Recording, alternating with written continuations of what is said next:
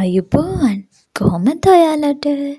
ගොඩ දවසකින් වීඩියෝ එකක් ගේන්නත් බැරි වුණානේ.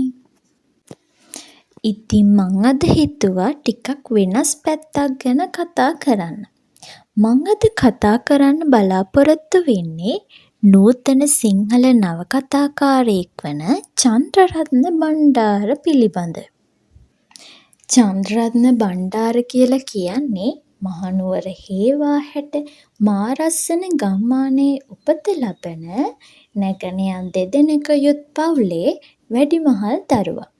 ඔහු බෝලෑප කනිටු විදුහලේ මූලික අධ්‍යාපනය ලබා මහනුවර ධර්මරාජ විද්‍යාලයෙන් ද්විතීක අධ්‍යාපනයත්, පේරාදෙණිය සරසවියෙන් කලා උපාධියත්, කැලණිය විශ්වවිද්‍යාලයෙන් පුරාවිද්‍යාව පිළිබඳ ශාස්ත්‍රපති උපාධියක්ද ලබාගෙන තිබෙන අතර ඔහු 2004 වර්ෂයේදී කැනඩා ආගමනයත් සමග ප්‍රින්ස් එඩ්වර්ඩ් විශ්වවිද්‍යාලයෙන්ද අධ්‍යාපනය ලබා ඇත. ඒ වගේම කැනඩාවට යාමට පෙර ඔහු මහවැලි අමාත්‍යාංශයේ ජ්‍යෙෂ්ඨ සහකාර ලේකම්වරයා ලෙසද මර්ගා සඟරාවේ කර්තෘ ලෙසද රාවය පුවත්පතෙහි මාධ්‍යවේදියෙකු ලෙසද කටයුතු කළේය. ඔහු දේශපාලනය සම්බන්ධව දැඩි උනන්දුවක් දක්වනු ලැබූ අතර එබැවින් වයස අවුරුදු 14ේදී ලංකා සම සමාජ පක්ෂයේ සමාජිකත්වය ලබා ගන්නේ ලාබාලම සමාජිකයා වශයෙනි.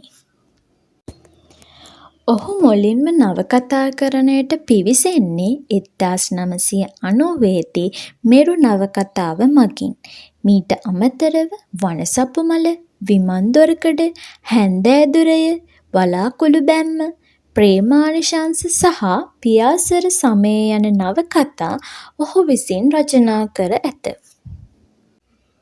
ඔහුගේ කෙටිකථා කීපයක් නම් වශයෙන් සඳහන් කළහොත් කැණිමඩල ගිනිගද්දා, ස්තූපය බිඳ වැටීම, ලෙන්දොර පිපුණු ප්‍රේමය, ඊළඟට තනාගත් ලෝකය, සීලවතී සින්ඩ්‍රෝමය යන කෙටිකථා හඳුන්වා දෙන්න පුළුවන්.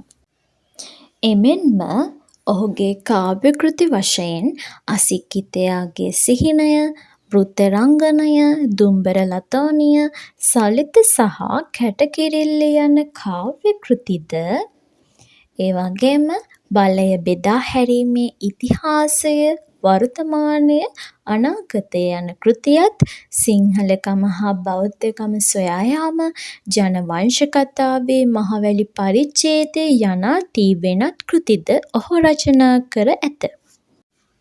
චන්ද්‍රරත්න බණ්ඩාරගේ සාහිත්‍ය නිර්මාණ සඳහා ලැබෙන සම්මාන පිළිබඳ විග්‍රහ කළහොත් ඔහුගේ ප්‍රථම නවකථාව වන මෙරු සඳහා රාජ්‍ය සාහිත්‍ය සම්මානයද, වනසපුමල නවකථාවට ඩී.ආර්. විජේවර්ධන අනුස්මරණ ප්‍රදානයද, ප්‍රේමානිශංස සඳහා 2022 වර්ෂයේදී ස්වර්ණ පුස්තක සම්මානය හා විද්‍යෝදය සාහිත්‍ය සම්මානයද පිරිනැමිණි.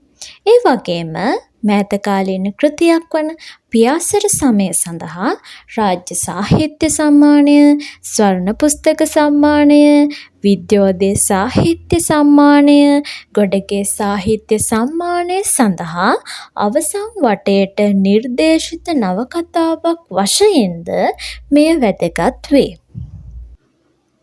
ඒ වගේම ඔහුගේ කථා ශෛලියේදී ඕපපාතික ලක්ෂණයන්ගෙන් තොර ජීවමාන චරිත හා අතීතය වර්තමානයේ මිශ්‍ර වූ සංකල්ප තම නිර්මාණ ඔස්සේ විද්‍යමාන කරයි. ඒ වගේම ඔහු දේශපාලන දෘෂ්ටියක්ද ඔහුගේ සාහිත්‍ය නිර්මාණ මගින් ප්‍රකට කරයි. ඔහුගේ නිර්මාණ සඳහා විධිමත් අධ්‍යාපනයට වඩා ඔහු ලද අත්දැකීම් හා කියවීම් හේතු වේ. ඔහු විදෙස්ගත වී හොඳ සැරිසරන්නෙක් බවට පත්වී නව ආරකින් නිර්මාණ සිදු කර ඇති බව ඔහුගේ කෘති කියවීමේදී පාඨකයාට මනාව වැටහේ. මේ ආකාරයට අපිට චන්ද්‍රරත්න බණ්ඩාර පිළිබඳව කෙටි හැඳින්වීමක් සිදු කරන්න පුළුවන්. යළිත් මෙවන් වූ මාතෘකාවකින් ඔබ හමු වන තුරු ඔබට සුබ දවසක්.